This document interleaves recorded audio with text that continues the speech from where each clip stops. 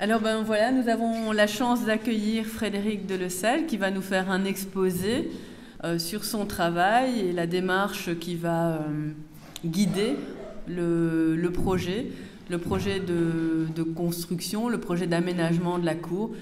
J'imagine que Frédéric donnera un petit nom à ce projet, on verra, ça se construira.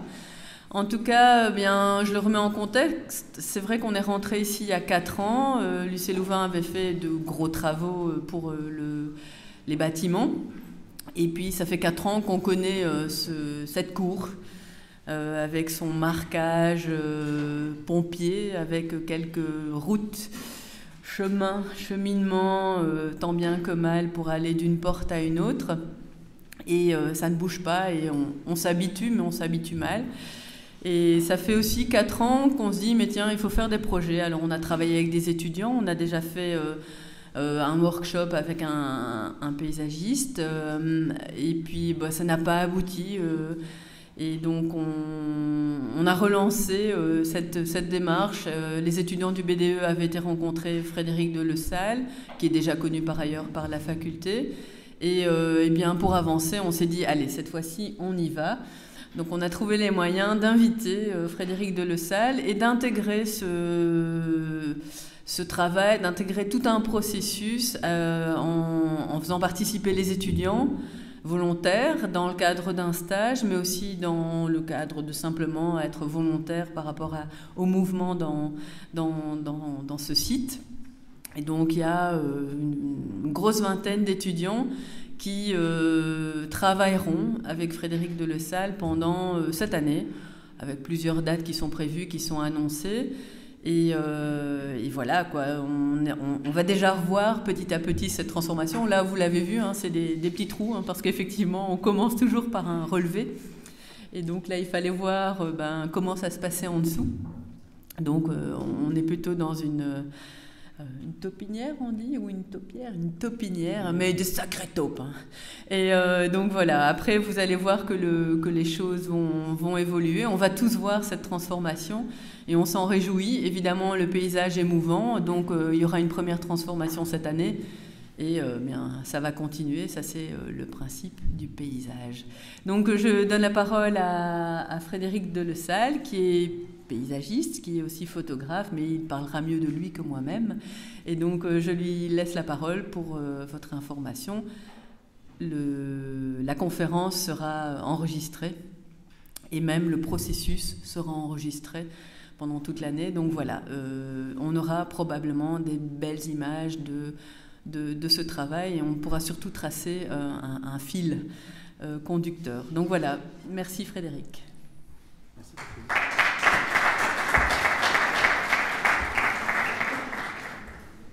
Bonsoir, je m'appelle Frédéric Delessal, effectivement, je suis paysagiste, jardinier, photographe et autodidacte. Je suis né en 1960. Tout jeune et passionné d'oiseaux, je voulais être ornithologue. Et curieusement, je me suis retrouvé en école d'agriculture dans les années 70, époque à laquelle on nous demandait de préparer des rations fourragères avec du papier pour l'avènement de la vache folle qui surviendrait 15 ans plus tard. J'ai arrêté en première, puis j'ai suivi une formation de menuisier, j'étais pas très bon. Et la profession m'a vu reprendre d'un bon œil des études en école d'art où j'ai appris à désapprendre.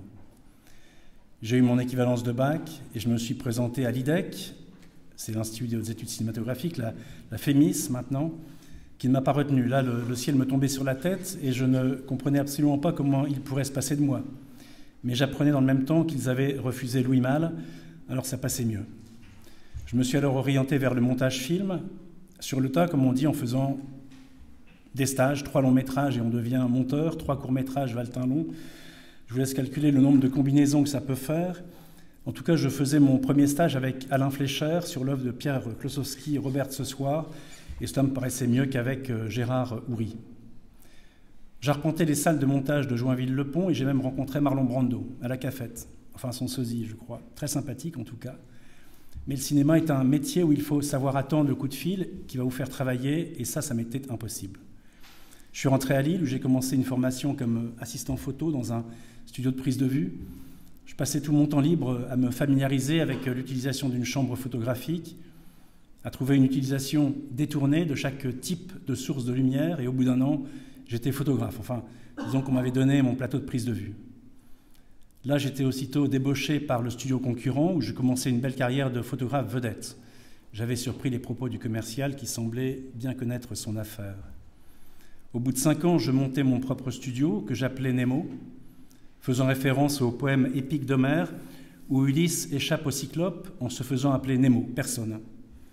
Le cyclope a un pieu planté dans l'œil par Ulysse, hurlant sa rage et sa douleur, disant à ses voisins que personne l'avait attaqué. Peu de temps après, le film Nemo est sorti et j'aurais dû faire un procès à Disney car l'énergie que j'ai dû passer les années suivantes pour expliquer que je n'avais rien à voir avec ce petit poisson, que je n'avais même jamais vu ce film, ne me faisait pas passer pour quelqu'un de très sociable. En 1994, je cherche un terrain pour y faire un jardin et y construire notre maison. Je vois une annonce dans le cadre calme et verdoyant, fermette à rénover, et avec mon ami François Andrieux, nous visitons le site de 3 hectares. François pense le projet faisable, même si la ferme à rénover est en réalité une ruine. Et en mars 1996, la maison est finie. Ses ouvertures proposent un fort rapport à la terre et le bâtiment réinterprète l'écriture du bâti traditionnel avec un ancrage dans le paysage et le territoire que le jardin va accompagner. Ce sera le jardin du Lanceau.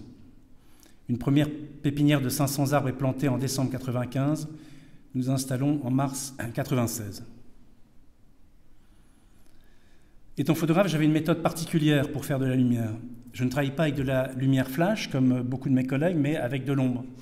40 ou 50 mètres de voile noir que je traînais dans des grands sacs, des sacs Tati. Et pour expliquer la méthode, en fait, prenons une plage. Je faisais beaucoup de draps à l'époque, beaucoup de nature morte. Et vous imaginez un lit dans les Oyas, sur les dunes. 20 km de plage, il faut éclairer tout ça. Alors soit on vient avec un camion régie et puis on va essayer d'éclairer toute cette scène. C'est pas une très bonne empreinte carbone. Ou soit on va être un petit peu plus attentif et on va créer juste une boîte noire au-dessus du sujet. Une boîte noire avec des draps et on va soulever un coin du voile pour avoir le modelé qu'on veut sur le sujet. Forcément, on doit ouvrir le diaphragme pour que le sujet soit bien exposé et la plage derrière va devenir miraculeusement, par contraste simultané, éclairée. C'est un sentiment de lumière avec 0 watts. C'est une illusion de lumière, bien réelle pourtant, mais fabriquée avec de l'ombre. C'est un peu une méthode de feignant, très efficace pour éclairer un paysage tout entier, par exemple. Et j'ai transposé ce système dans le jardin sans le théoriser à l'époque, et alors que je pliais beaucoup de choses à la règle de la lumière. Et cette obsession m'a fait naturellement aborder le végétal par ce biais de la fabrique de l'ombre. Sur ce site complètement vide, je voulais créer ma propre ombre, et 3 pépinières sont plantées sur les 3 premières années, totalisant environ 2000 arbres. Pendant que l'on réfléchit à ce que l'on a acheté, à la manière dont on va organiser le jardin, les arbres poussent et au bout de 3-4 ans, les arbres font 3-4 mètres, même 4-5 mètres, on les sort et on commence à relier les différents espaces créés. C'est une façon de travailler en temps maillé pendant que l'on réalise quelque chose, autre chose est en train de se faire. La transposition de cette métaphore du voile noir sur le couvert végétal, c'est en fait surplanter et retrancher, c'est-à-dire qu'on va surplanter le végétal et on va retrancher quand on aura besoin au bout de X années. Il est vrai qu'il faut 15 ans pour avoir une ombre de qualité et une journée pour retrouver une lumière de qualité. C'est-à-dire que quand on a besoin à un moment d'avoir une clairière ou juste un point de lumière à un endroit, on coupe un arbre, on réfléchit bien avant de le couper, mais voilà, il faut une journée pour retrouver cette lumière. Et c'est un processus que j'ai utilisé sur tout le jardin. Nous allons maintenant étudier comment a été fait le paysage ici avec les quelques éléments que j'ai pu trouver. Donc le contexte. Le contexte est important, même si un architecte a un jour déclaré « fuck the context », il semble que cela en a cependant décomplexé quelques-uns. En paysage, nous sommes bien évidemment attachés au contexte, car il nous raconte le vivant, dont nous sommes une petite partie. Il y a d'abord le sol, et rien qu'en prenant le sol, on peut parler de sa composition, de sa texture, à 30 cm, 70 cm, son sous-sol, son acidité ou sa base, son histoire, était-il agricole, ou en culture, ou en pâture, en friche? Depuis combien de temps l'était-il? Le vent, qu'en est-il? Les précipitations dans la région, sa flore et sa faune, est-elle en activité ou absente du fait des traitements chimiques? Sommes-nous sur une route migratoire? Y a-t-il des apports faits par ces migrations? La réalité du changement climatique prise en compte par le programme, etc., etc.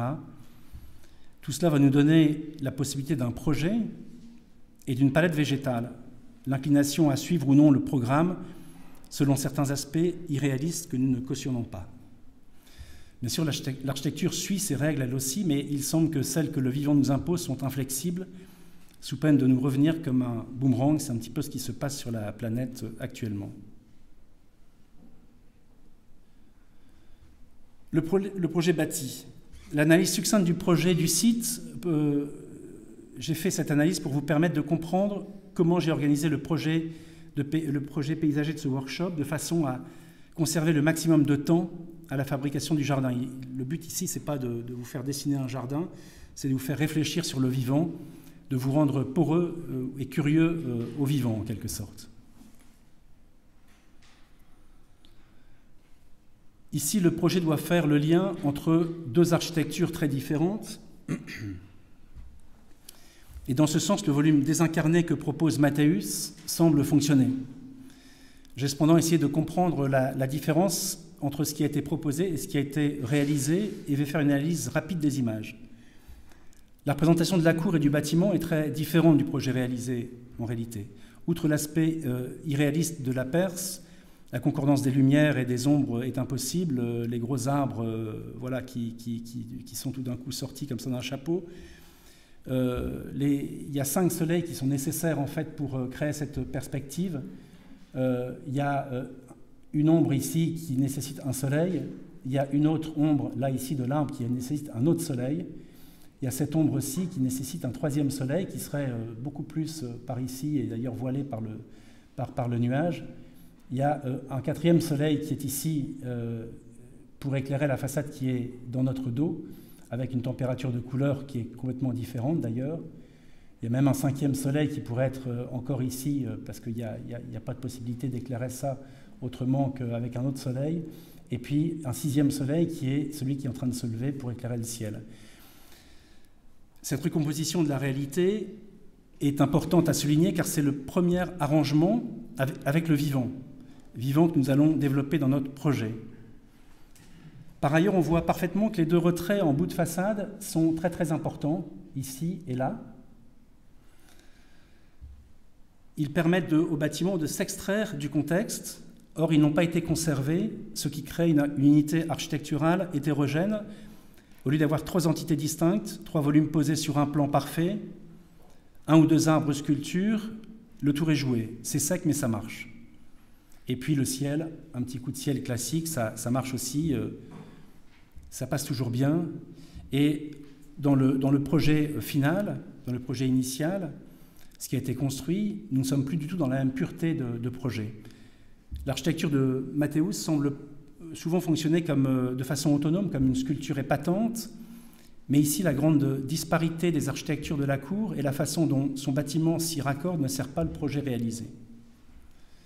Pour le traitement de communication du bâtiment, on remarque le choix du traitement du sol, exempt de vie, qui propose une architecture que l'on pourrait qualifier de hors-sol.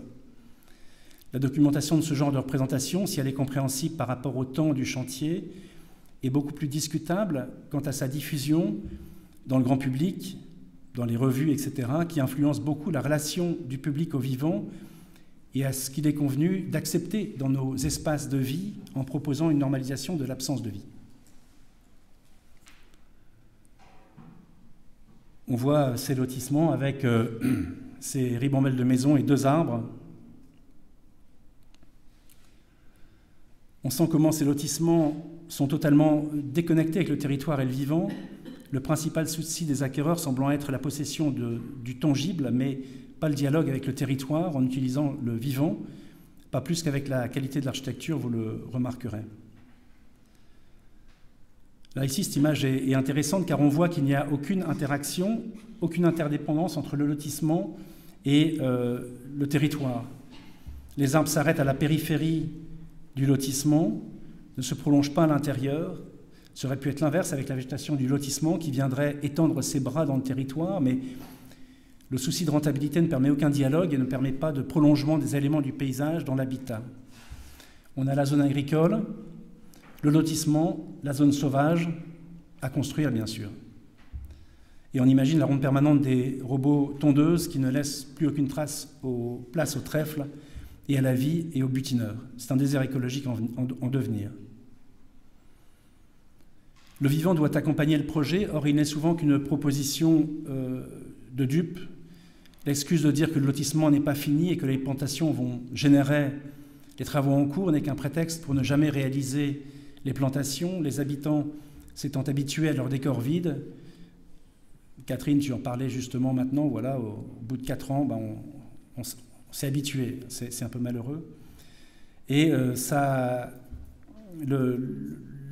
les hommes n'aimant pas le changement, on finit par s'y habituer et les choses sont ainsi entérinées. Ici, j'ai trouvé cette photo sur le site d'un promoteur dans le Morvan. C'est une très belle image jusqu'à ce qu'on voit le bateau qui est dans le bas de l'image. Et là, on se dit, ah voilà, quel programme va-t-il y avoir pour organiser ce futur habitat dans un paysage aussi incroyable. Une autre photo de lotisseur avec le petit indice en bas à gauche. On aimerait que le paysage se prolonge dans le lotissement qui va être construit. La question est comment inscrire un lotissement dans ce paysage ? Ou faut-il construire d'ailleurs un lotissement dans ce paysage ? Un village contient des interrelations, des interdépendances nécessaires à la vie et forme donc une pluralité de formes et de propositions. Commerce, lieux de culte, lieux de culture, bâtiments sportifs, habitats, etc. proviennent d'une histoire profonde avec le territoire. Le lotissement atterrit de façon brutale sans tenir compte des aménités du paysage. On le voit encore ici sur cette image. Nous semblons être loin de notre problématique de jardin du Loki, mais pas tant que ça, car la porosité entre l'architecture et le paysage est primordiale sur tous les projets, quel que soit son programme ou sa surface. En fait, le préalable dans la conception d'un projet est de tisser un réseau d'interrelations et même d'interdépendance entre l'architecture et le paysage. Pour ceux qui sont venus au Jardin du Lanceau suivre la visite, vous avez bien compris que c'est un projet d'architecture dans un jardin, lui-même inscrit dans un territoire que vous avez vu. Et si vous avez senti de l'harmonie lors de cette visite, la raison en est là, c'est qu'il y a eu un vrai travail, une vraie proposition de la part de l'architecte suite à nos nombreux échanges. Plus largement, l'enjeu de la conception d'un jardin n'est pas seulement de le concevoir, mais de concevoir le jardinier qui va s'en occuper. C'est de façon plus vaste, faire comprendre aux habitants de la planète que nous habitons un jardin et que nous en sommes tous les jardiniers.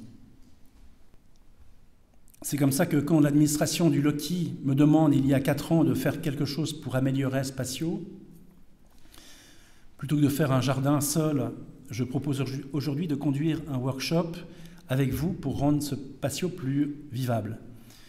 Je vous propose donc de composer avec ce qui a pu être réalisé et d'essayer de recoudre les différentes parties ensemble en se servant des ombres et de la lumière sur la cour et les façades, en cassant ces rectilignes d'ombre par la superposition d'autres ombres, c'est en quelque sorte noyer l'ombre par l'ombre, en tramant le ciel de branches, en faisant venir l'ombre du feuillage scintiller sur les rideaux des ouvertures, en s'en servant comme d'écran de cinéma en quelque sorte, en filtrant l'horizon par des rideaux végétaux successifs pour le rendre complexe, pour casser l'effet de rampe, cet effet de frontalité et de distance qui est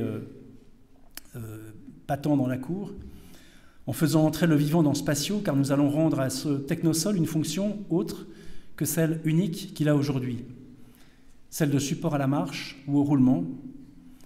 Il sera moins tendu et nous y verrons naître un peu de vie, car si par bonheur, par votre observation, vous respectez les semis que nous allons y faire, c'est peut-être et même le seul enseignement que j'aimerais faire passer, c'est vous rendre poreux au vivant, c'est de travailler votre regard, votre observation, la meilleure position au jardin étant les mains dans le dos. Le bon équilibre étant selon moi 80-20, 80% du temps à observer, 20% à travailler. C'est bien sûr là, c'est la phase chantier qu'on va avoir, donc vous ne faites pas d'illusions, il va surtout falloir travailler. Vous observerez pendant les années à venir. Alors je ne suis pas ici pour juger du travail de Mathéus, mais pour vous faire comprendre les limites de l'évitement du vivant. On le voit bien dans certaines images d'insertion de bâtiments en ville, l'architecture ne demande pas forcément de contrepoint du vivant, mais dans les entreprises, les écoles, les unités d'habitation, etc., où des centaines de personnes vivent et travaillent, c'est plus difficilement explicable. Là, je dois dire que j'ai vraiment beaucoup de mal avec ce genre de stratégie. Alors, on va faire un diagnostic. J'ai fait un diagnostic rapide des contraintes du projet, les contraintes techniques, les contraintes de la lumière, des usages, les contraintes budgétaires et celles du planning. Alors, les contraintes techniques, l'ambiance de la cour principale est sèche, elle est par ailleurs très exposée au soleil et au vent. Les ombres portées des bâtiments qui la cadrent sont rectilignes. On ne parle pas de la cour administrative qui, en fait, à mon avis, pose un petit problème de bâtiments classés, etc. Donc, je pense qu'il est plus urgent de faire l'intérieur de la cour et d'ensemencer les extérieurs par la suite, si possible. Le vide impressionnant, qui n'est pas une question de taille, mais plutôt de résonance juste entre le vide et les pleins des bâtiments, ne favorise pas un dialogue harmonieux entre les différentes architectures qui pourraient s'organiser autour d'un jardin et non autour d'une béance. Le vide demande une grande justesse, mais aussi une grande constance dans le temps. Ainsi voit-on au Japon leur jardin et leur parfaite maîtrise du végétal par une taille régulière de façon à conserver la justesse des volumes, le réglage des pleins et des vides. La droite rectiligne de la toiture est cassée par le port retombant des branches qui est régulièrement, cet arbre est régulièrement taillé tous les ans, bien évidemment. Dans l'habitat, c'est cette même présence du vide avec une utilisation très particulière, car très codée de la lumière. Je vous invite à lire ou à relire Tanizaki, Éloge de l'ombre. Au Loki, le peu de végétal vient hypothéquer un désir éventuel de tension dans l'espace, puisque la couleur des surfaces, leur hauteur, qui forment des pousses hétérogènes au cours de la saison, ne rendent tout projet d'entretien d'un vide qui soit juste et le reste totalement illusoire. Ce n'est pas notre culture. En Europe, depuis Adolf Loos, architecte austro-hongrois, 1870-1933, la culture du minimalisme, ayant subi tant d'avanies, n'est plus qu'un culte dérisoire de l'ostentation, devenu d'ailleurs international. On voit clairement la transposition de cette culture du vide chez Loos, mais avec un traitement de la lumière très différent, vous le remarquez.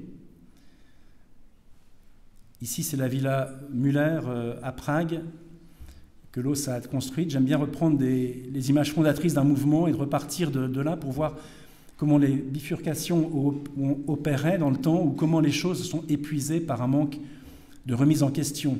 Le minimalisme qui finit par se parodier, c'est aussi une occasion de trouver ses propres bifurcations.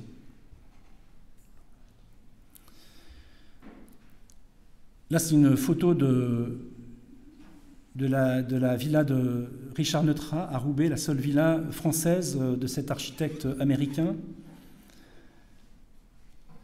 En fait, ce sol se prolonge vers l'extérieur, il passe sous les fenêtres et il forme la terrasse. On voit qu'il y a un auvent qui est à l'extérieur de la villa, qui protège le soleil d'une entrée trop brutale à l'intérieur. Mais la lumière rebondit sur la terrasse, remonte et rebondit par rebonds successifs, elle vient s'épaissir. On voit que le raccourci de lumière est très très rapide. Ici, les murs sont face à la lumière, donc reprennent avec toute la puissance de la lumière, donne la couleur au bois. Mais on voit que dans le fond, là, il y a un petit salon qui est juste un petit peu enclavé de 2 mètres, pas plus. Et on voit déjà que la lumière crée quelque chose de beaucoup plus doux. J'ai trouvé cette villa absolument magique par l'utilisation qui faisait de la lumière, qui est d'une simplicité qu'on ne soupçonne pas et qui est absolument magistrale. D'ailleurs, on voit le souci qu'il a de la lumière. On voit cette petite trappe dans le plafond avec 2 petits trous de perceuse. Il y a une ampoule à l'intérieur et une lumière qui se crée donc le soir sur le sol ici. On ne sait absolument pas d'où elle vient. C'est quelque chose de très... c'est une lumière très, très poétique. Ça semble être une petite digression sur la lumière, mais c'est bien elle qui nourrit le vivant. Et par ailleurs, c'est en grande partie sur la lumière que ma démarche de paysagiste est née. Étant au Beaux-Arts, je ne comprenais absolument rien à la lumière et mon regard était complètement laborieux. La lumière m'a appris à développer ce regard.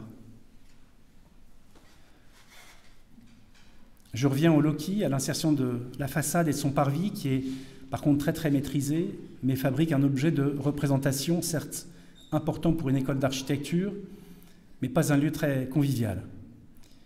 Et là, je pense à Michel Corajou, à Claire et Michel Corajou, paysagistes, qui ont fait les réaménagements des quais de Bordeaux, le parc du Saussé en Seine-Saint-Denis, etc. Je vous invite à aller voir leur travail. Et Michel Corajou parlait de civilité, ces espaces ombragés sous lesquels on peut échanger, que seule la ville peut produire.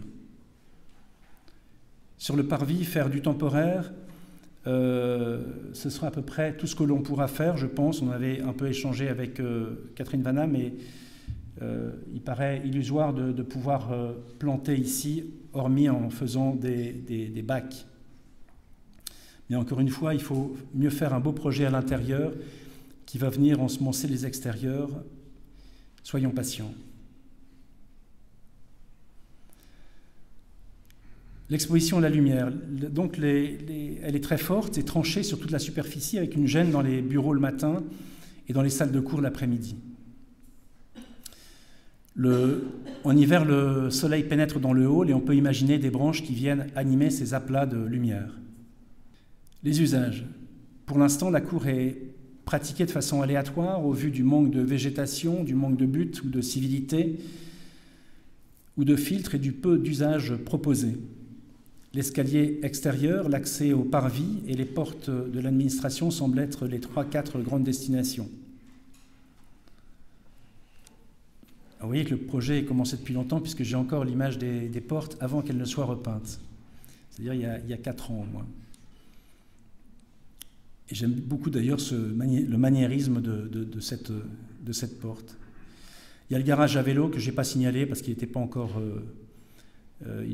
construit, mais je l'ai signalé sur mon plan.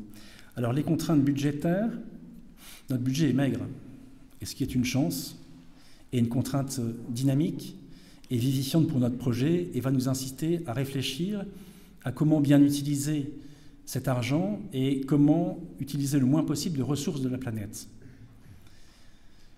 J'aime bien cette idée de s'efforcer de faire des jardins qui vont produire plus qu'ils n'ont coûté, qui vont produire de la connaissance, peut-être même du savoir, des fleurs, donc des insectes, forcément des oiseaux, capter du carbone, etc., etc.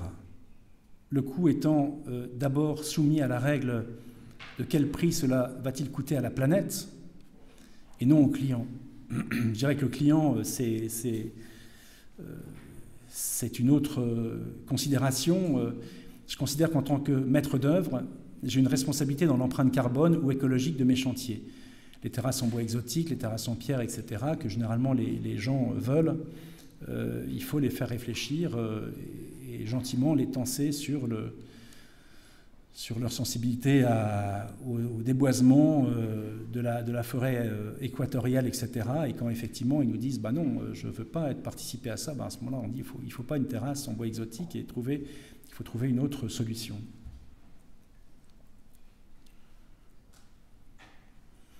Le planning, en dernier, donc dernière contrainte, ce workshop doit être réalisé lors d'une année seulement, par un seul groupe, sans déborder sur les aléas de la continuation du projet par un autre groupe.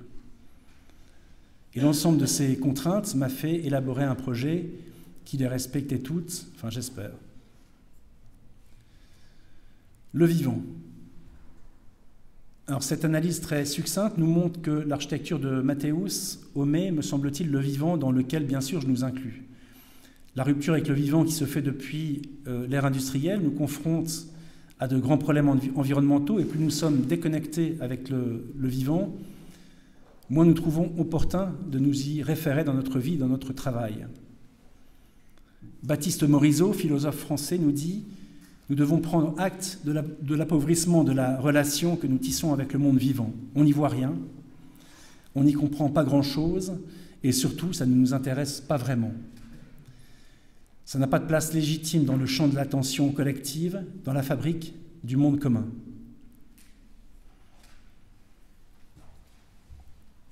Il semble effectivement difficile dans vos projets de penser le vivant alors que vous n'y êtes pas confrontés dans votre cadre d'études ou dans votre cadre de vie. Pourtant, le vivant peut ensemencer la recherche par les stratégies qu'il a mis des millions d'années à sélectionner. Quand on voit ces tissus et ces structures végétales, la complexité simple, cette beauté efficace et fascinante, on la trouve partout, il suffit de regarder. Alors j'ai été dans mon jardin et j'ai photographié cette grande berce du Caucase il y a 3-4 jours avec ses graines. C'est une bisannuelle, elle fait donc son cycle en 2 ans, puis meurt. Donc on voit, elle fait 3 mètres de haut, on voit ces graines ici qui restent, et cette plante reste érigée tout l'hiver. Là, pourquoi est-ce qu'elle reste érigée? Pourquoi est-ce qu'elle dépense cette énergie à rester érigée? On voit ici la tige qui est cannelée et des insertions de feuilles, le tout étant recouvert d'un tissu étanche, imperméable on va dire. On voit là la coupe de la paroi ondulée, ici, et sur l'image centrale, on voit les points d'insertion de tendeurs. Ici, j'en ai coupé un pour que vous puissiez bien le voir. Et en fait, il rejoint le renflement qui est plus bas, à 50, 60, 70 cm. Et vous voyez la légèreté de cette structure ici, donc qui ne nécessite pas beaucoup d'énergie a priori. Elle va ainsi pouvoir rester érigée tout l'hiver, ses graines se disséminant en tombant du haut de sa tige, qui fait 3 mètres et plus, et ont donc un rayon de dissémination plus grand, mais surtout restent plus visibles pour être consommés par les oiseaux, qui les ressèmeront dans leurs fientes plus loin encore. C'est un réseau d'interrelations et d'interdépendance. Ici sont des images de Karl Blossfeld, photographe allemand, fin 19e, début 20e, photographies dans lesquelles on découvre pour la première fois à l'époque, à cette échelle, un espace qui donne une corporalité au vivant. Ici, c'est une prêle, et là, ici, un pavot.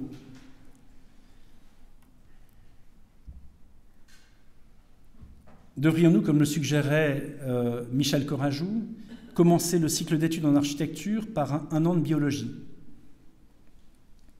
Il parlait toujours de nouer les choses entre elles, comme l'étude de la biologie nous apprend les interdépendances. Ce qui est important, dit-il, ce n'est pas de prendre la nature et de l'importer en ville, c'est de comprendre que dans la nature, il y a des raisons multiples et infinies que les choses tiennent ensemble. Je suis pour l'interrelation, pour que les choses soient nouées les unes par rapport aux autres.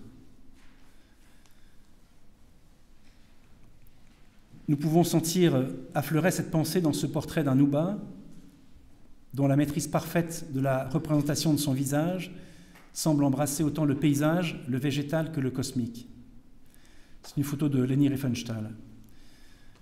Le monde scientifique nous dit que les bactéries qui nous habitent sont plus nombreuses que les cellules humaines qui nous composent et qu'en ce sens, nous pouvons dire que nous sommes des écosystèmes. La fatalité est nécessaire quand on travaille sur le vivant, sûrement une des raisons pour laquelle on cherche à l'éviter. Ici, un érable qui a été attaqué par des scolytes. On les voit là au bout de leur galerie, ils sont encore présents.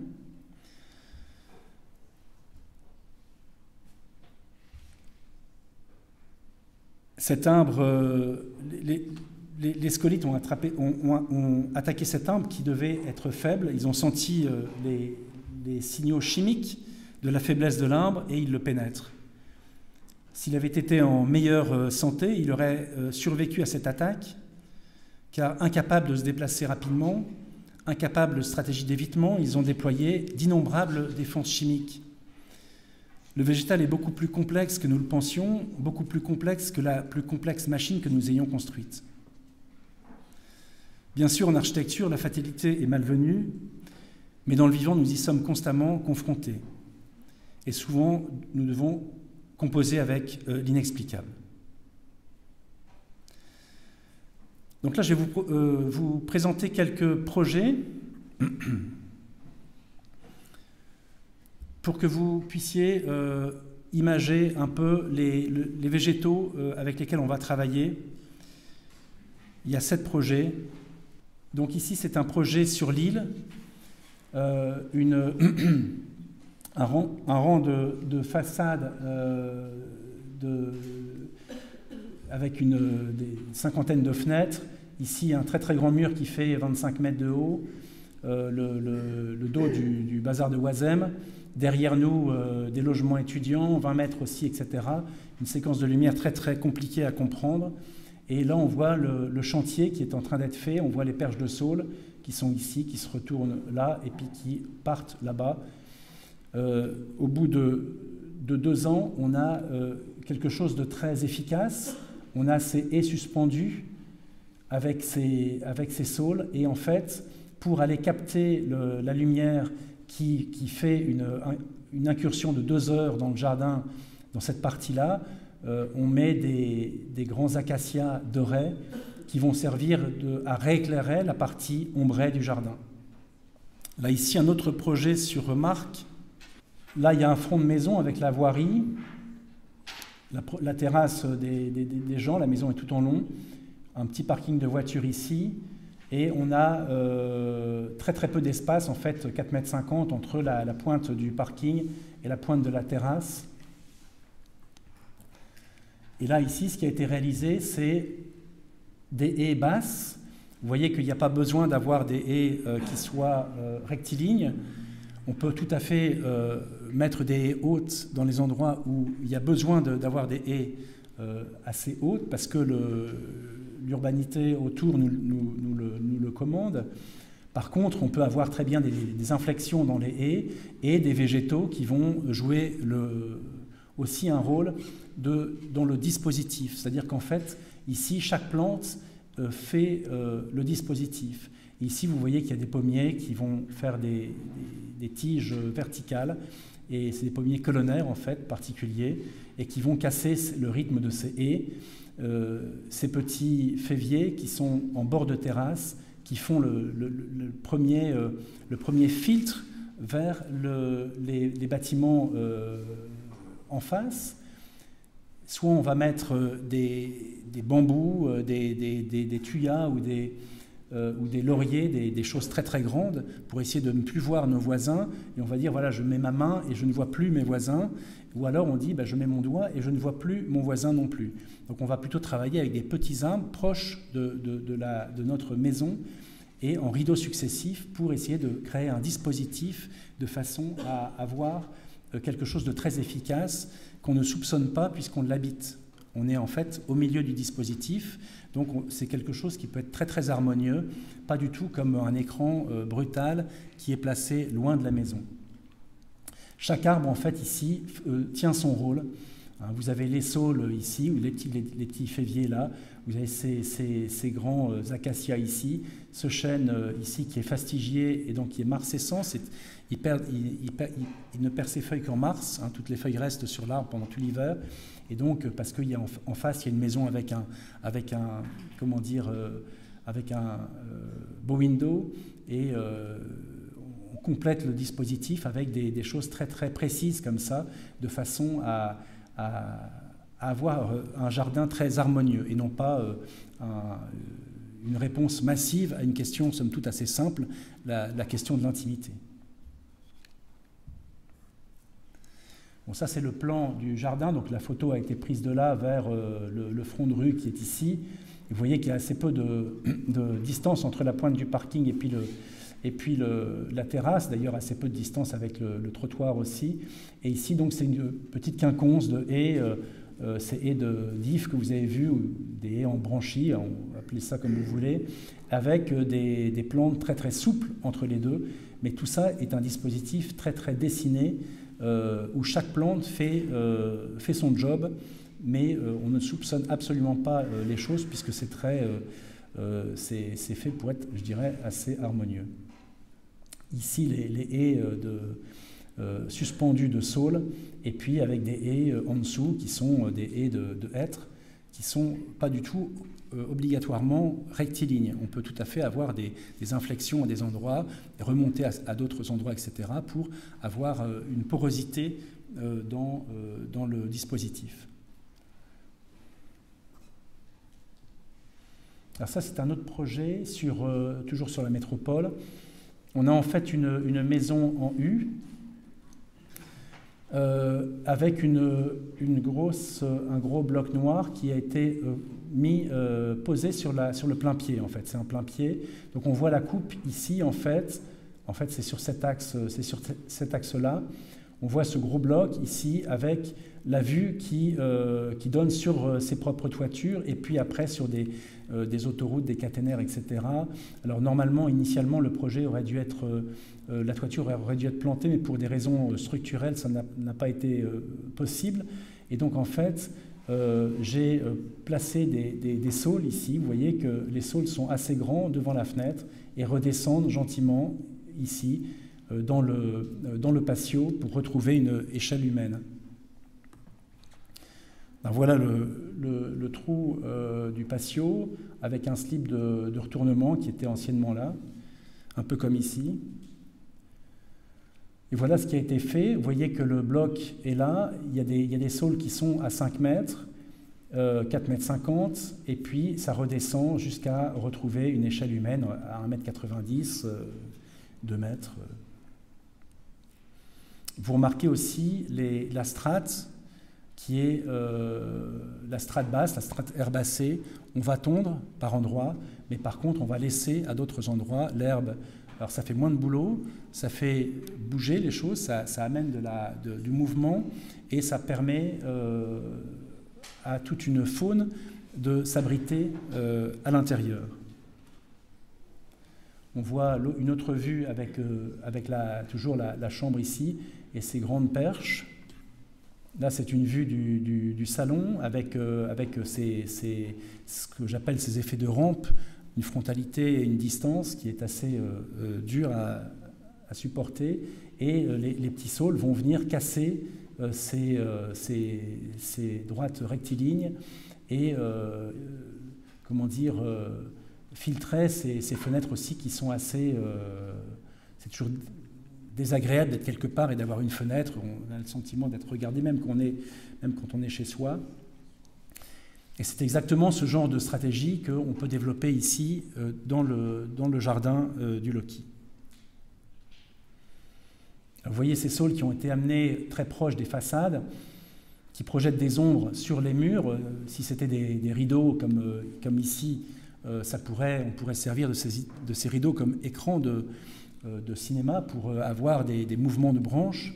Et ces aplats de soleil qui tombent dans les couloirs, etc., sont bien sûr animés par les branches. C'est aussi très très agréable, raison pour laquelle j'amène souvent le végétal très proche de la maison, aussi parce que ça amène la vie, ça amène les oiseaux.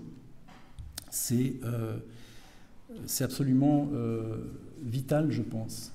Alors ça, c'est un projet qui a été fait pour Villogia. C'est un bailleur social, c'est aussi dans la métropole.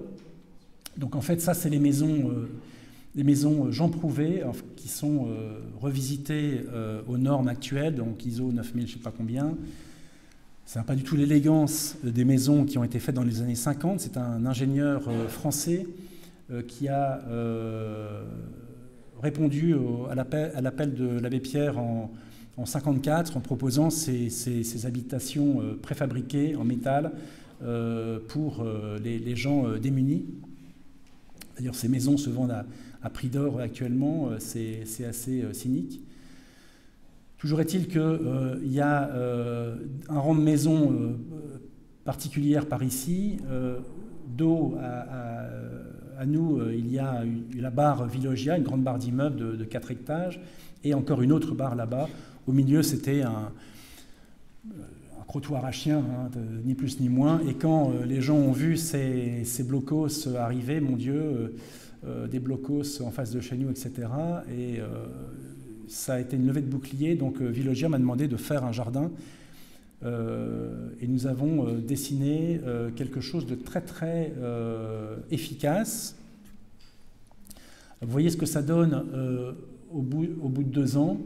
On a nos haies suspendues toujours, donc les haies basses. On a fait baisser un peu les haies des voisins aussi, de façon à ouvrir, à ventiler un peu, parce que les gens étaient sur des haies très très hautes. Alors d'une part, ils s'enferment, et d'autre part, c'est très compliqué à tailler.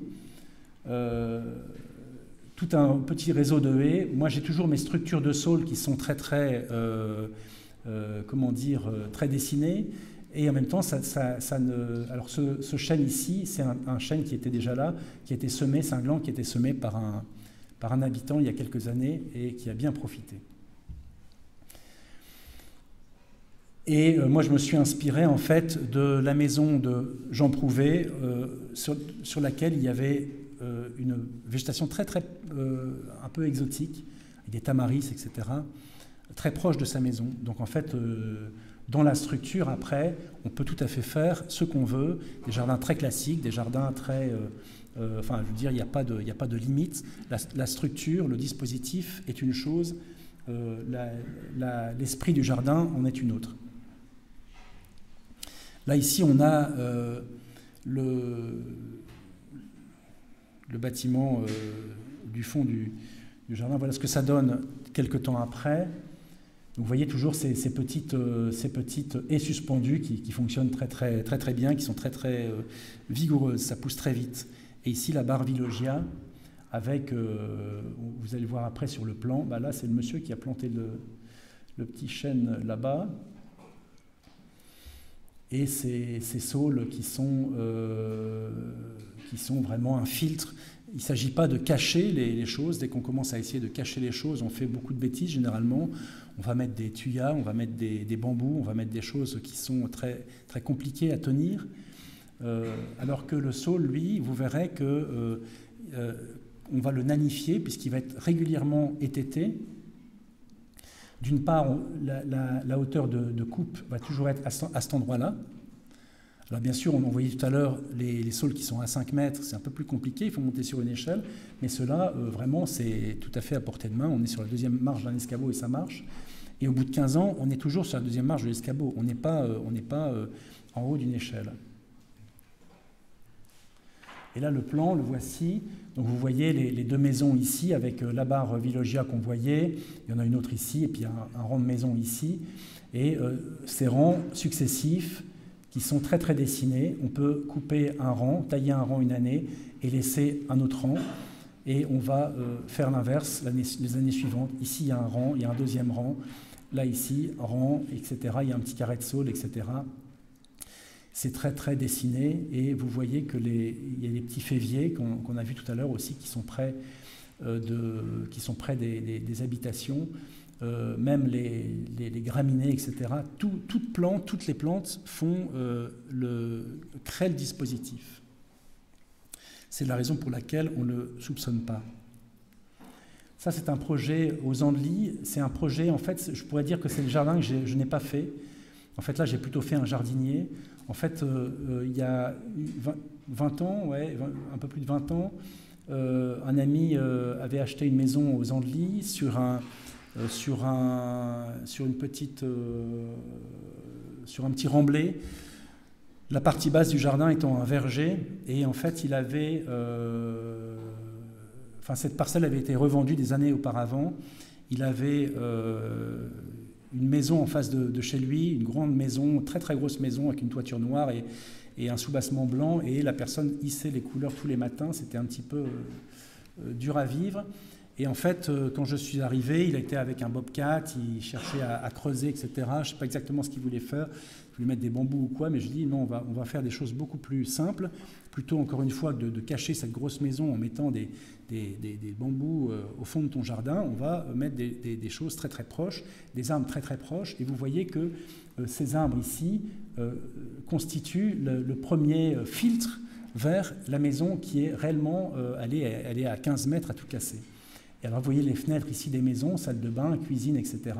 Et on fait un piquetage, comme nous allons le réaliser ici dans le jardin au Loki. On va faire un piquetage avec des bambous de façon à matérialiser le mieux possible, en fonction des réseaux et des vues, des fenêtres, etc., les futures plantations. Donc là, vous voyez la maison avec ce rang de saules qui est là, et vous voyez que la maison de son voisin est juste là, hein, donc il n'y a vraiment pas grand-chose. Et ici, on a travaillé avec un premier rang de saules, et ici une bouillée de saules. C'est-à-dire qu'une bouillée, c'est des arbres qui sont régulièrement étêtés, et c'est une masse qu'on va étêter à l'envie, selon. C'est pas comme des rangs. C'est une bouillée, donc c'est beaucoup plus souple. Ça correspondait mieux à l'esprit de mon ami. Vous remarquez aussi ici les strates.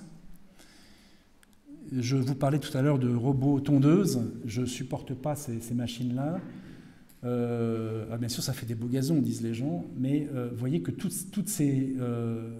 ces trèfles sont une source importante de nourriture pour les butineurs. Et en fait, ici, on tond juste un passage là, un passage qui va rejoindre, etc. Et on laisse toute cette nourriture pour les butineurs. C'est beaucoup plus malin que de systématiquement tout tondre.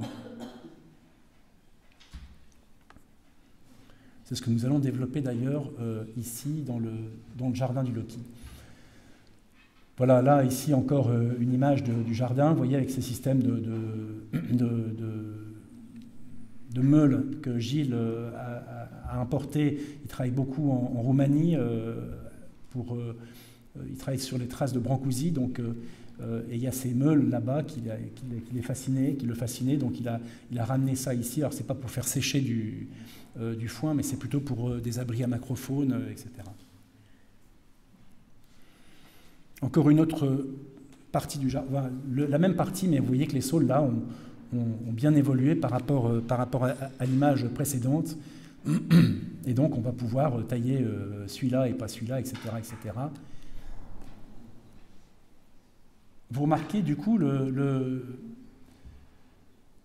j'ai dit du coup. Alors ça c'est vraiment... c'est le premier, j'ai l'impression. Vous remarquez de fait l'insertion du jardin dans la ville. Alors là, ici, on est en plein dans les Andelys. On a le boulevard des Andelys qui est là, ici. La colline ici sur laquelle, à l'autre bout, il y a le château Gaillard. Et vous remarquez la transition très très douce du jardin dans le territoire. On n'a pas ces grands aplats de pelouse, etc. On a une chose très, très harmonieuse. Et alors vous voyez, là ici, j'ai l'impression qu'on ne la voit pas très bien, mais on voit la toiture, c'est ici qui est là, de la maison de son voisin. Donc une grosse toiture là ici. Il y en a une autre maison, là ici, mais enfin là c'est nettement moins prégnant. Donc ça c'est un autre jardin qui est près de chez moi, à Rieulay. Toujours la même méthode, je dirais. Néanmoins, vous voyez que là, c'est beaucoup plus classique. La personne est beaucoup plus... a un goût tout à fait différent. La personne avant était un artiste. Là, ici, on est dans quelque chose de plus convenu. Il y a ces rangs de saules, vous voyez, qui sont plantés sur le parking. On peut les planter dans des tubages. S'il y a des réseaux, c'est très, très, très simple. Des gros tubages, 400, hein, ça marche très, très bien. Et on peut même planter au milieu des réseaux. Il y a un deuxième rang de saules derrière ce mur qui abrite le petit patio. J'avais demandé au client de baisser son mur de moins un parpaing. Bon, je n'ai pas été écouté. Et puis il y a un deuxième rang de saules derrière Alors là, on voit cette même photo avec le vent. Les saules alors là, ici, il y a beaucoup de vent dans la cour, et je pense que les saules seront vraiment une belle image. Le revers des feuilles est blanc, et on a cet arbre qui s'anime, qui ressemble d'ailleurs très fort à l'olivier. Hein. Je vois des gens qui mettent des oliviers chez eux, mais il ferait mieux de mettre des saules, c'est beaucoup plus adapté au climat et à la faune locale. Là, ici, on voit le patio avec ses rangs de saules, et vous voyez que l'ombre du mur, ici, est noyée par l'ombre des saules. C'est ce que j'appelle noyer l'ombre par l'ombre, c'est-à-dire que quand vous avez ces grandes rectilignes d'ombre dans la cour, on peut réussir, en plantant les choses très proches des façades, à la bonne orientation, réussir à noyer cette ombre par de l'ombre en créant des choses beaucoup plus harmonieuses. Ça, c'est un petit projet que j'ai fait, toujours pareil, pas loin de chez moi, pour des gens assez âgés. Alors, c'est un jardin tout en long. Je n'ai pas fait grand-chose, en fait. C'est un projet presque à 2 balles, je dirais. J'ai fait un petit rang de haies là-bas, un deuxième petit rang de haies ici. Sur les vasements, là, j'ai fait un petit verger. Et puis quelques gléditias ici. Et puis quelques saules, là, pour quand on revient vers la maison, pas être flashé par toutes les fenêtres des voisins. Et puis j'avais vu dans le jardin qu'il y avait beaucoup de choses dans la pelouse. On est en plein hiver, mais ça vibrait vraiment de façon étonnante. Et donc j'ai dit, voilà, ne tondons pas, vous m'attendez pour tondre. Et effectivement, on a vu sortir plein de choses, ici des pizzas Juga, des choses et d'autres. Et effectivement, donc, vous voyez ce petit chemin avec des chambres latérales, un petit peu comme des pétales, qui permettaient des terrasses, soit à l'ombre, soit au soleil, selon l'heure. C'est très très agréable, et c'est très ludique. Et vous voyez que des fleurs aussi, et d'ailleurs toutes ces graminées sont en fleurs aussi, offrent un paysage assez agréable. Et voilà ce que plus tard dans la saison, fin du printemps, on a pu avoir. Alors les gens étaient sidérés et m'ont pris pour une sorte de magicien, mais en fait moi j'ai juste rien fait, j'ai juste dit on ne tombe pas. J'ai fait un chemin au milieu, et puis voilà les anthémis qui sont sortis de partout. Donc ici dans la cour, nous pouvons tout à fait aussi imaginer faire quelque chose comme ça, puisque Catherine, tu m'as envoyé des images et qui étaient prometteuses. Donc le jardin du Loki, un jardin comme métaphore. Alors pour l'instant, le nom du jardin, moi jardin, je trouve que c'est bien, mais maintenant, je suis parti du plan que Catherine m'a envoyé. Alors le plan, c'est quelque chose de très succinct en fait. On a ces nivellements ici qu'on va faire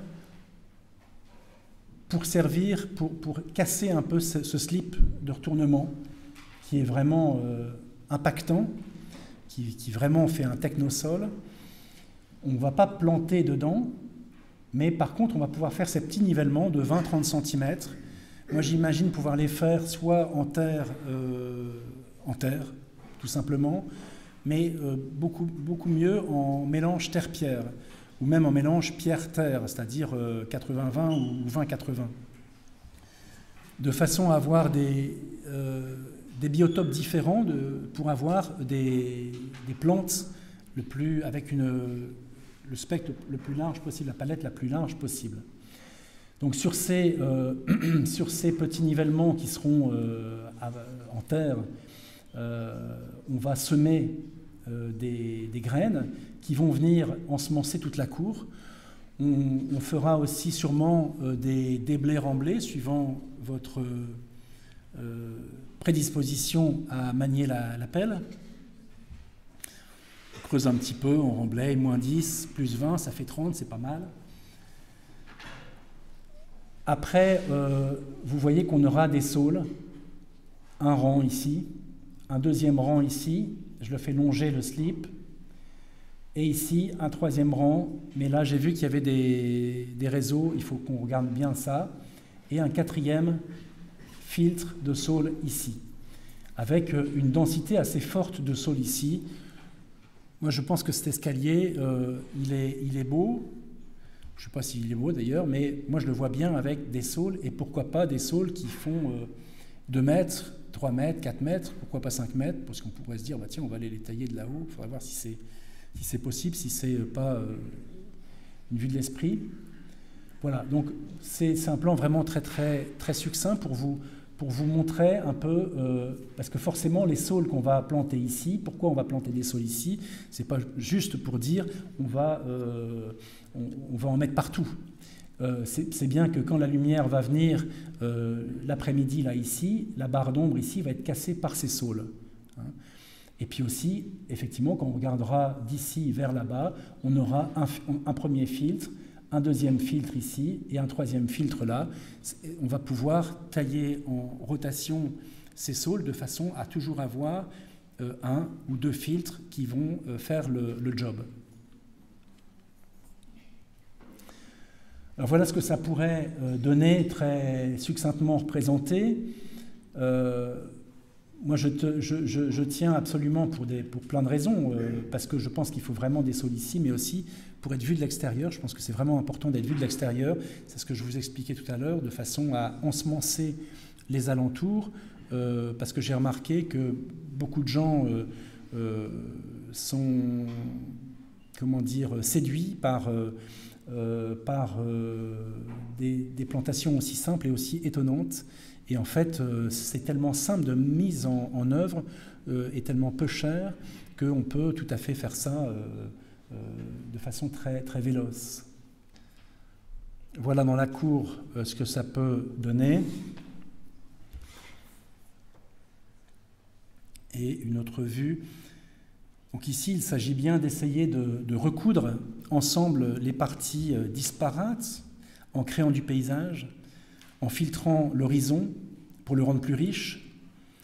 Il s'agit de créer des porosités en faisant apparaître des plans successifs, de tramer le ciel par les branches, de faire venir l'ombre du feuillage façayé jusque dans les bâtiments, de créer un nivellement de 20 à 30 cm, de créer du paysage que l'on peut nommer colline, plaine ou vallée, et vont donner des biotopes légèrement différents peut-être. D'ensemencer cette cour avec des plantes vagabondes et enfin, comme une métaphore de notre planète, si vous prenez garde à ce que vous avez semé et apprenez à vos camarades l'année prochaine à regarder où chacun marche, d'avoir le jardin que vous méritez comme une métaphore de la planète que nous méritons. Cet état d'interrelation, de liaison entre les choses peut bien sûr commencer dans le projet entre l'architecte et le paysagiste. Malheureusement, parfois, le projet de l'architecte, c'est son architecture et non pas un projet d'architecture dans un paysage ou un paysage initié par une architecture ou un bâtiment qui se prolonge dans le paysage, etc. On observe parfois une coupure nette entre les deux projets, l'architecte qui est souvent mandataire faisant son projet et le paysagiste venant combler les espaces laissés vacants. C'est la pire configuration qui peut ne pas être la seule. Alors j'attache beaucoup d'importance à l'iconographie des conférences que je fais et en farfouillant, j'ai trouvé des images assez troublantes. J'ai fait le rapprochement de l'auberge Stéphane Hessel à Lille. Alors avant de pénétrer dans le patio, on peut pointer le même type de problème de représentation vu au Loki. La perspective vend des plantations qu'elle ne tient pas. Ici, puisqu'après un petit amphithéâtre a été fait, bref. Là, le bâtiment construit, donc effectivement les arbres ont disparu. Il y a des arbres en face, hein, mais en France, les arbres sont en sursis. En entrant dans le patio, on voit que l'architecte n'a pas cherché à éviter le gros arbre sculptural. Alors, il n'est pas encore gros, mais il ne deviendra jamais gros de toute façon. Au centre de la cour, façon minimaliste, ce qui représente un gros budget. Et encore une fois, nous retombons dans la représentation.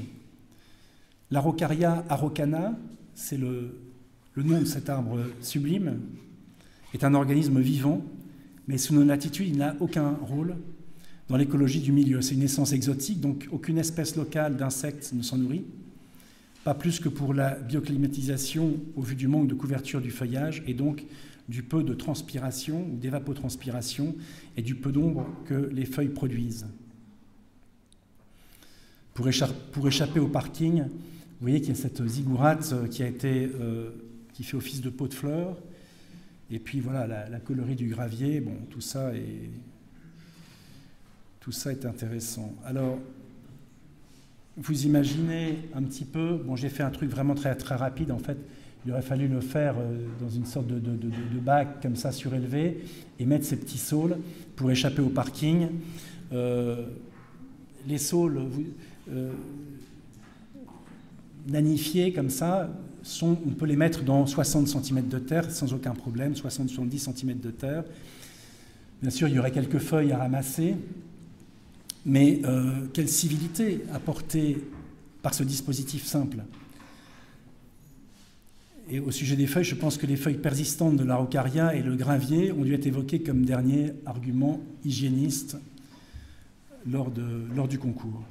En plantant des saules avec un peu d'élagage tous les ans, 1 heure, pour un truc comme ça, c'est 1 heure, on fabrique un patrimoine vivant, alors qu'avec le choix de cette araucaria, on ne fabrique rien. Il va vers une mort lente, mais certaine. Le vivant n'est pas du mobilier urbain, nous le savons. Les données scientifiques ne manquent pas. Les arbres, dans leur milieu naturel, ne vivent jamais seuls. Ils ont besoin de faire société. C'est Marc-André Selos, le spécialiste des champignons, qui nous parle de ça. Alors, du coup, je me suis un peu penché sur le problème de l'araucaria, puisque je me suis dit, voilà, qu'est-ce que l'araucaria? Je vais vous le présenter. Donc ici, c'est un araucaria que l'on voit. Alors on voit son aire de répartition au Chili, dans le centre du Chili. Vous voyez, il a vraiment une aire de répartition très restreinte. On le voit ici à la Madeleine, sur un frontage. Vous voyez que les premières branches commencent à mourir, c'est normal, il est en train de monter, c'est un bébé, il est tout petit là. Il est en bonne santé, il est plutôt bien. Et là on voit un peuplement d'araucaria sauvage au Chili, en compagnie d'êtres de Patagonie, Notophagus. Vous voyez, ces arbres sont absolument sublimes. Ils vivent en société, ils vivent en groupe. Vous voyez les jeunes araucaria qui sont ici, des petits. Là, c'est des arbres qui sont déjà assez matures. Là, on les voit toujours au Chili, sur le versant du volcan Laima. On voit ce peuplement incroyable comme de voir ça. Et là, c'est réellement un peuple qu'on peut admirer. Là, c'est vraiment une densité de population. C'est un peuple qui s'exprime. On a ici les fruits femelles de l'araucaria, c'est un arbre très apprécié. C'est un arbre sacré au Chili. Il est très, très nutritif. Les fruits mâles, et le tronc. Vous voyez le haut du tronc ici, toujours avec ces feuilles qui se sont rigidifiées, qui sont devenues épineuses, et la base du tronc, cette corporalité incroyable. Et je vais même trouver une coupe d'une feuille. On voit bien que c'est quand même un organisme bel et bien vivant. Alors bien sûr, quand on revient sur cette image, on se demande ce que la personne qui a planté ça avait dans la tête. C'est pas bien de faire ça, c'est pas bien du tout.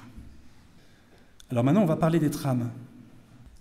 Le nivellement, la première trame, la trame rigide, la trame vagabonde et la trame d'air. Alors, le nivellement, je dis un nivellement invisible mais presque, c'est un peu ce que je vous disais tout à l'heure. Il n'y a pas du tout question ici, sur ce plan qui doit rester plus ou moins technique, de créer un événement, de créer un terril ou je ne sais pas quoi. Les raisons techniques et financières et puis esthétiques ne nous le demandent pas du tout. Mais on va chercher à créer du paysage, des collines, des plaines, des clairières, des lisières. Il faut nommer les choses pour définir ce que l'on veut faire, c'est important. Alors j'ai fait un petit jardin juste là ici. juste derrière, d'anciens étudiants de l'école. Et vous voyez que sur le jardin, là, ici, j'ai appelé ça le lac, et j'ai demandé qu'on garde ce nom. La prairie, une prairie, une clairière ici, la forêt ici. Bon, le jardin fait 9 mètres par 3 mètres 40, c'est 32 mètres carrés. Mais si on nomme ça un bassin, on va faire un bassin, c'est évident. Si on nomme ça un lac, déjà on va travailler le nivellement de façon complètement différente. On va travailler la palette végétale aussi de façon complètement différente.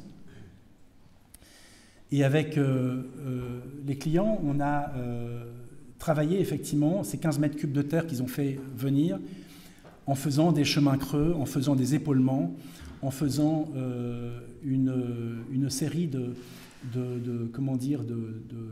collines, etc., pour créer réellement du paysage. Là, on a le jardin vu de haut, une partie du jardin vue de haut. On voit le lac qui est ici, avec des plantes à très petit feuillage, etc. Et alors lui, Sébastien était un petit peu gêné quand je suis venu la première fois, parce qu'il avait laissé échapper une courge au milieu de la clairière. Je trouvais ça absolument magnifique d'ailleurs. Mais à un moment, il y avait un petit malaise, je crois, chez lui, mais je l'ai tout de suite rassuré. Et vous voyez derrière des feuillages qui vont devenir beaucoup plus gros. D'ailleurs, ça, c'est du saule, très curieuse. Hein, c'est un saule qui s'appelle Salix magnifica, le bien nommé Salix magnifica. Et ici, une autre vue du lac, ici, vous voyez, avec ces feuillages très très petits, ces épaulements qu'on ne voit pas, il est sur le côté, enfin, c'est pas très grave. Et pour faire la transition vers ces gros feuillages, on va développer une palette très très précise.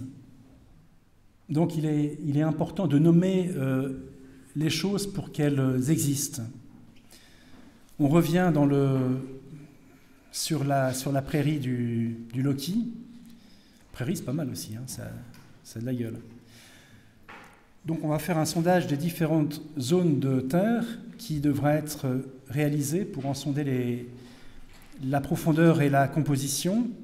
On parlait de déblai-remblai tout à l'heure. Et nous pourrions tout à fait créer un peu de nivellement, je vous le disais, avec un mélange terre-pierre ou pierre-terre d'ailleurs, ou encore de terre végétale pure pour créer des biotopes différents, ce qui nous permettrait d'avoir une flore inféodée à ces milieux beaucoup plus diverses que celles existantes. Ce micro-nivellement quasiment imperceptible sera révélé par les ombres des saules lorsque ceux-ci auront perdu leurs feuilles et que les ombres des branches suivront les légères inflexions du terrain selon l'incidence de la lumière. Effectivement, si on a des saules ici, on peut tout à fait imaginer, alors il faudrait que le soleil descende plus bas, ce serait plutôt ici en hiver, on aura des inflexions, des ombres qui vont suivre les inflexions de terrain. Là, ici, la trame rigide. Pour intégrer toutes ces contraintes du projet et tenter de résoudre toutes les problématiques évoquées, nous allons nous servir de boutures. Ici, les boutures de diverses espèces et variétés de saules. Bon, je ne rentre pas dans les détails des genres, espèces, variétés. La bouture donne un individu dont les caractères sont identiques en tout point aux parents. Le semis, reproduction par graine, donne parfois des caractères différents car il a une adaptation qui peut être proposée par la graine. C'est d'ailleurs assez intéressant, surtout lors de bouleversements climatiques comme ceux que l'on vit. Quoi qu'il en soit, nous allons utiliser des boutures.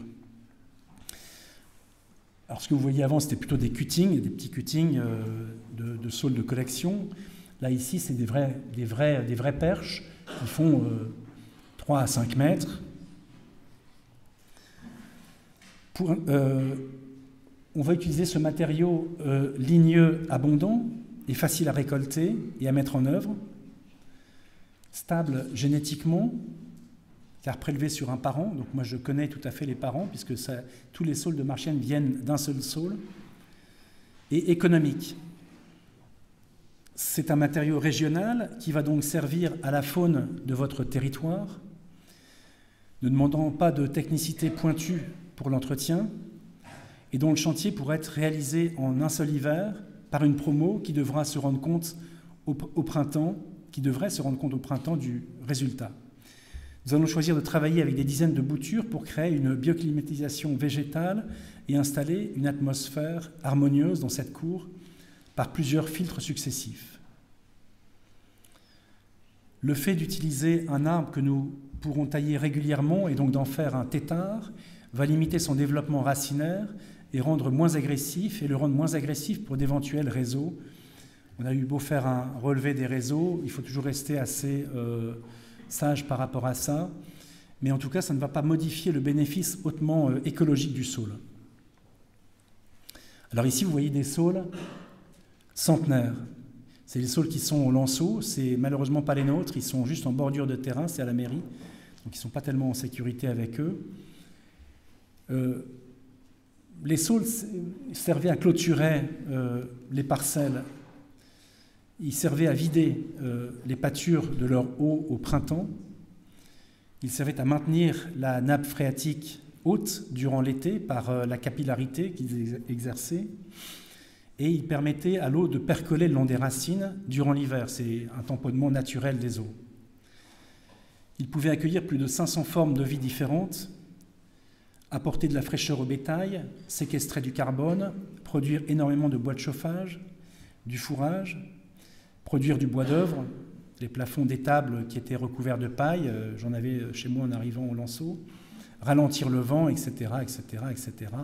Rien à voir avec les drains que subventionne l'Europe, qui n'ont qu'une seule utilité, celle de créer un fil d'eau qui part au fossé, à la rivière, au fleuve et à la mer, l'eau ne passant plus par les nappes phréatiques, la planète ne peut plus remplir son rôle d'éponge et nos nappes phréatiques se vident. Quand un objet ne sert qu'à une seule chose, c'est généralement un mauvais objet. Alors toujours en faisant mes pérégrinations sur le net, j'ai pris un banc. J'ai pris un objet usuel. À la base, c'est un objet bien pensé. On a des tas d'images de bancs, et je vous en montrerai après. Et puis, on a mis ces deux barres anti-SDF, et donc le banc n'a plus qu'une seule utilité. Il ne propose qu'une seule position, la position assise. Quand vous voyez cette photo de Gary Winogrand, prise à New York en 1950, photographe américain absolument incontournable, vous voyez cette image absolument magique. Il faut être très très fort pour faire une image comme ça. Mais ça, c'est terminé. Ce genre d'image, ça ne peut plus être fait de nos jours avec les bancs qu'on nous propose. Pourquoi je reviens à... Voilà. Ou encore cet homme qui est en train de se reposer sur un banc ou de téléphoner, je ne sais pas, mais qui a l'air bien tranquille. Vous voyez d'ailleurs qu'à l'époque, les gens venaient se reposer, donc on mettait des plaques pour qu'on se souvienne de, voilà, c'est un don de madame ou de monsieur machin, et les gens, le banc était un objet sympathique. Maintenant, il ne viendrait plus à l'idée de quelqu'un de mettre une plaque sur un banc anti-SDF. Ça, c'était pour vous illustrer quand un objet ne sert qu'à une seule chose, c'est généralement un mauvais objet. Alors, régler l'ombre et la lumière. Nous allons planter les saules proches des bâtiments, dans les zones d'ombre, est, nord et ouest, de façon à redessiner les ombres rectilignes disgracieuses. C'est une manière de recoudre l'ombre et la lumière ensemble, en démultipliant les points de jonction, le linéaire. Nous allons ainsi fabriquer des biotopes avec différentes qualités de lumière ou d'ombre qui pourront éventuellement accueillir des végétaux variés. Cette technique de bouturage de perches de saules permet de planter à moindre coût, puisqu'il n'y a pas d'achat d'arbres en racines, pas de fosse de plantation, ni de tutorage, un simple trou à la tarière et une perche sans coller permet de composer une partition d'arbre à la hauteur souhaitée ou même avec différentes hauteurs. Je parlais tout à l'heure autour de l'escalier.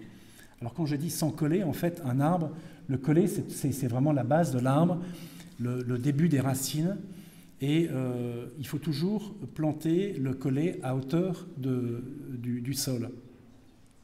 J'explique ça dans les visites, parce qu'un arbre planté avec le collet 5 cm en terrain, peut commencer à végéter 10 cm, 15 cm, il peut mourir. Et un vieux, un visiteur âgé du coin sûrement me dit « Oui, le collet il doit entendre l'angélus ». C'est vraiment une belle formule. Et effectivement, je le répète tout le temps parce que quand on plante, effectivement, on se dit « Ah oui, le collet doit entendre l'angélus ». C'est important. Donc on peut, avec ces perches, on peut les placer. Il n'y a pas de collet, donc c'est une bouture. On peut la placer. Moi, je préconise 1 mètre, parce qu'avec les entreprises, effectivement, pour avoir mes 80 cm, je demande 1 mètre. Parce que si je demande 80, je vais avoir 40. Et là, on risque d'avoir des perches qui ne tiennent pas, etc., qu'il va falloir tutorer. Enfin, c'est n'importe quoi. Donc 1 mètre, la perche se porte elle-même. Il n'y a pas besoin de tuteur. Et elle est vraiment en contact avec la nappe phréatique, avec le sol frais, et donc elle reprend à tous les coups. Et donc on n'a pas de collet, donc on peut vraiment faire ce qu'on veut. On peut les mener aussi hautes, on peut les baisser, on peut les commencer à 30 cm, etc. C'est vraiment un matériau très très facile.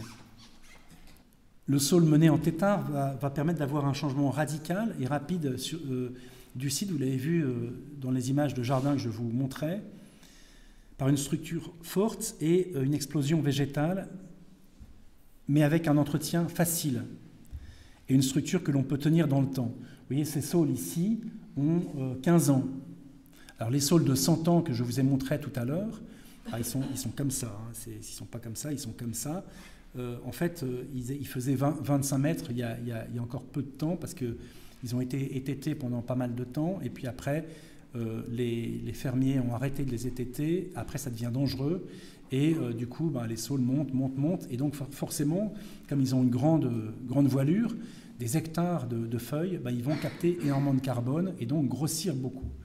Alors que ceux-ci ne grossissent pas, puisque tous les ans, fin mars, ils sont étêtés, pour avoir toujours cette petite armée de saules au milieu du jardin, qui est visible de tout le jardin d'ailleurs, et qui va avoir des jeunes branches, une jeune écorce l'hiver, donc une couleur qui est agréable, aussi des feuilles la première année qui sont un petit peu plus bleutées que les feuilles de la seconde, troisième année, etc.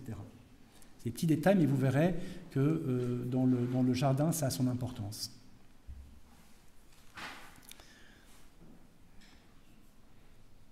Alors ici, c'est une coupe de branches avec des bourgeons qui ont choisi, vous voyez, des bourgeons très proches.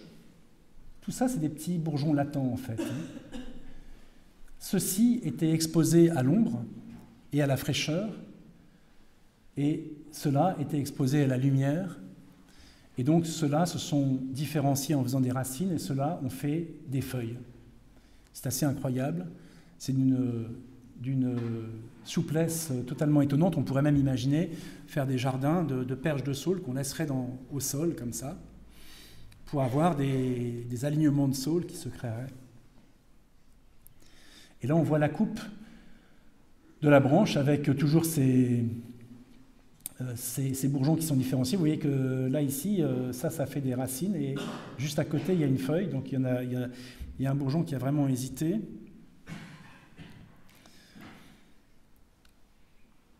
On a en fait, le saule, les arbres sont des végétaux qui sont des corps morts à 98%.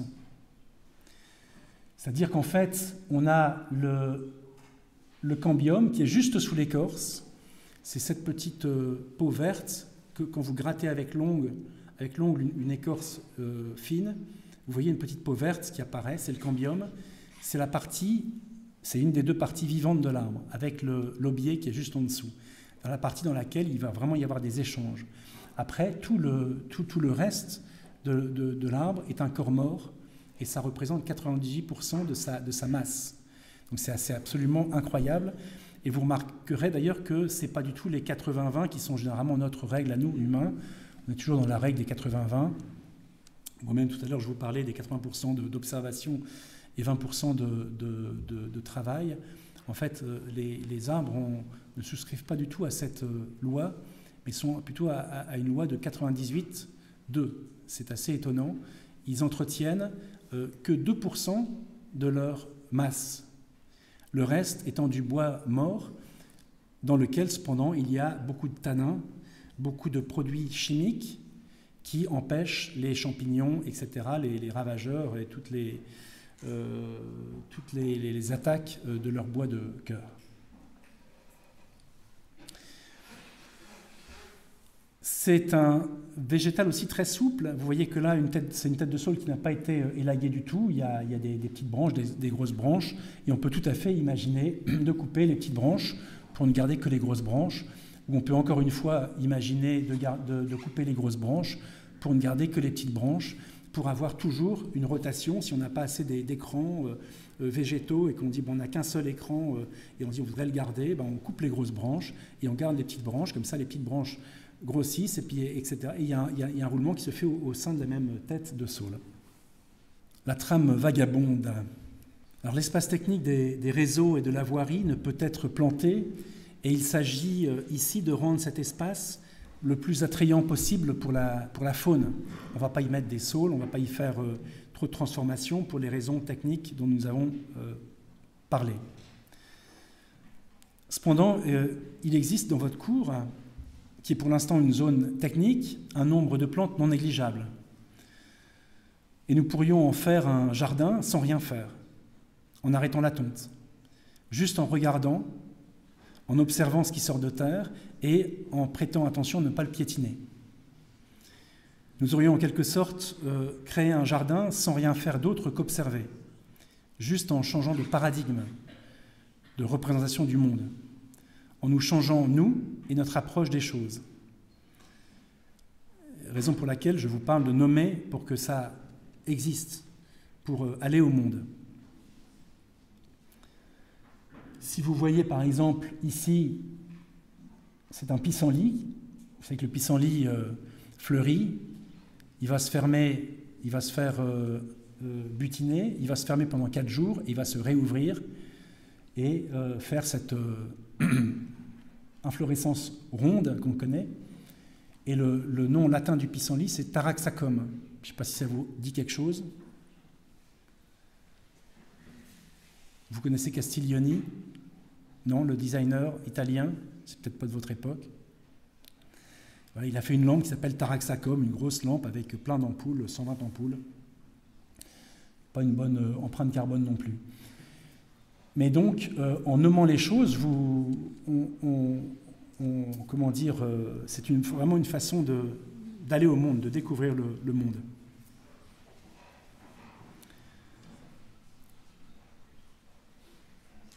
En somme, il suffit de décréter que c'est un jardin et ça devient un jardin. Si vous le tondez de nouveau de façon dogmatique, vous n'apprenez plus rien et il redevient une zone technique. Alors un jardin ne deviendrait-il jardin que par l'envie d'observer, d'apprendre, de ressentir, de s'ouvrir à ce qui se passe autour de nous. Pour compléter la palette végétale et coloniser les nivellements de terre que nous avons mis en place, nous avons semé des graines de plantes annuelles et bisannuelles qui vont mettre 1 à 2 ans à faire leur cycle végétatif pour mettre en mouvement cette trame mobile qui va se déplacer et qu'il faudra identifier pour ne pas la piétiner.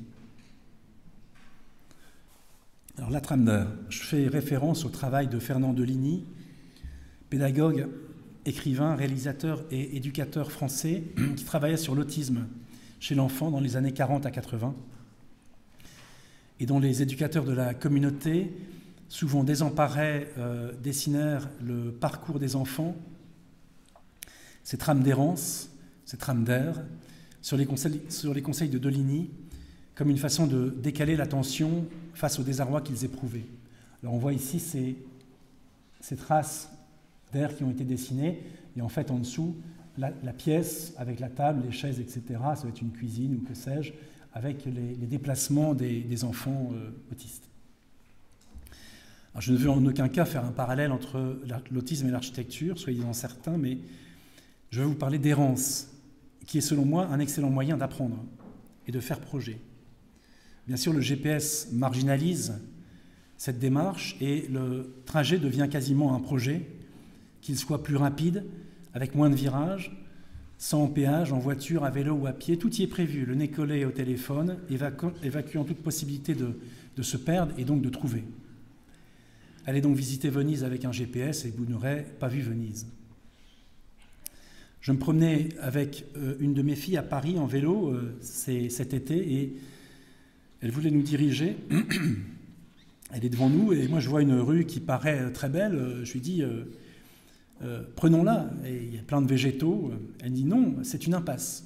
Ah ben, je dis justement prenons-la. C'est le moment unique pour savoir ce qu'il y a au fond.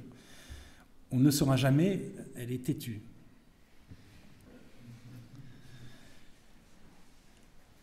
Ces cheminements nous rapprochent-ils de la nature en nous rappelant ceux des animaux, en nous rappelant que nous sommes des animaux?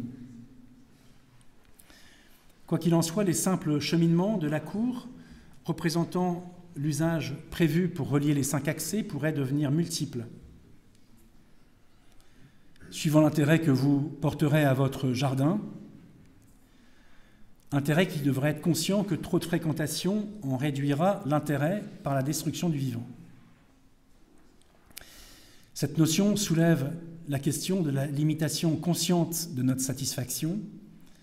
Plus largement, devons-nous faire quelque chose qui nuit à notre planète et donc à notre avenir, mais qui nous rassasie? Le rapport que nous avons au vivant, la façon dont nous l'entretenons ou dont nos services techniques l'entretiennent, dont il nous accompagne dans notre quotidien, imprime notre sensibilité à son égard. Une vision utilisatrice de la nature se développe actuellement sous forme de services écosystémiques, de financiarisation du vivant ou de compensation, éviter, réduire, compenser.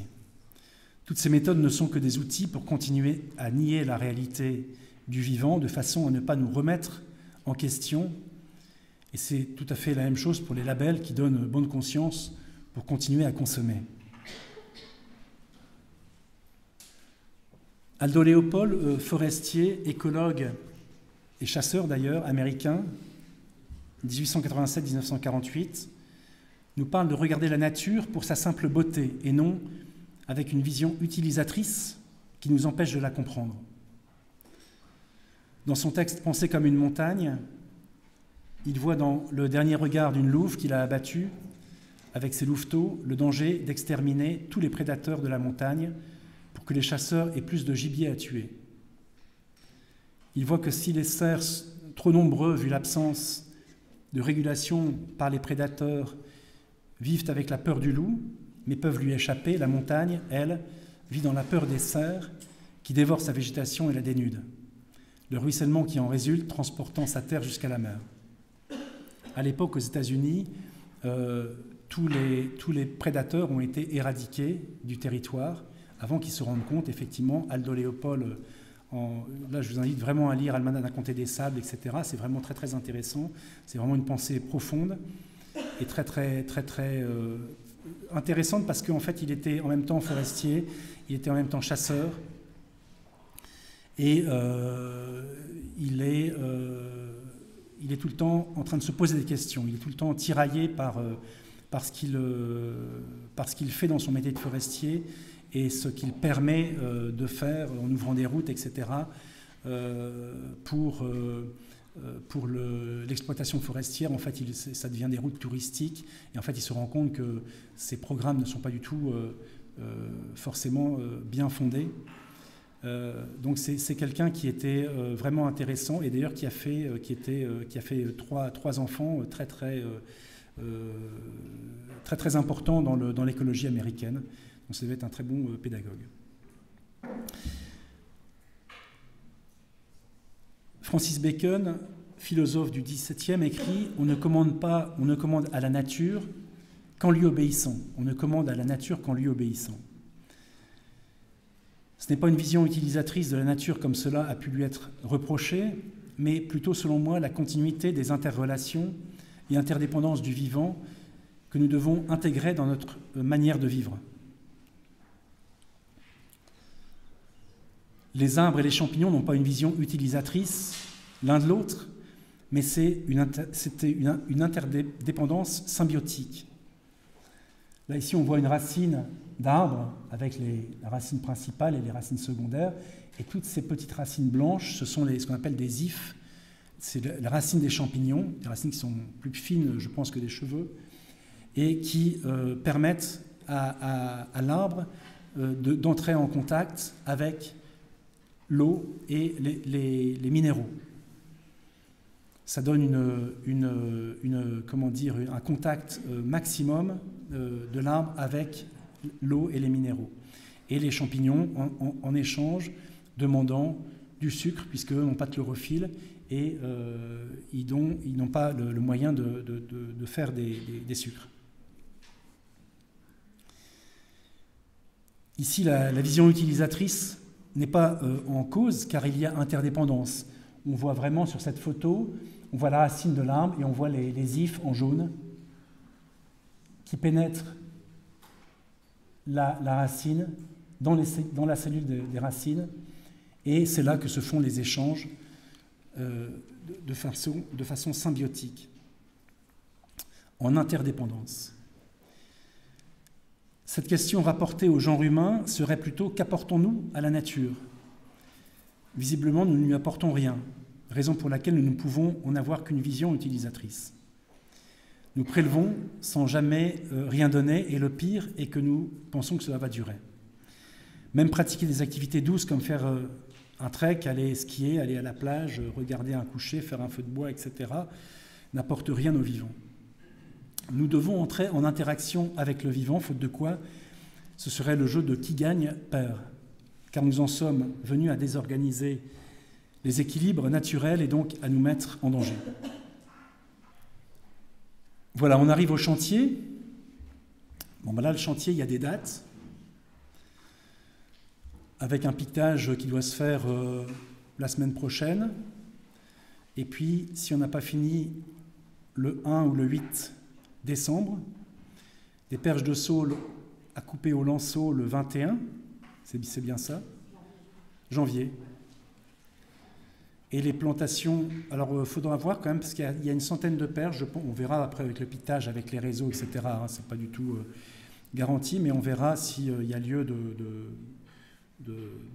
mettre peut-être 2 jours, parce que 100 perches, c'est quand même massif.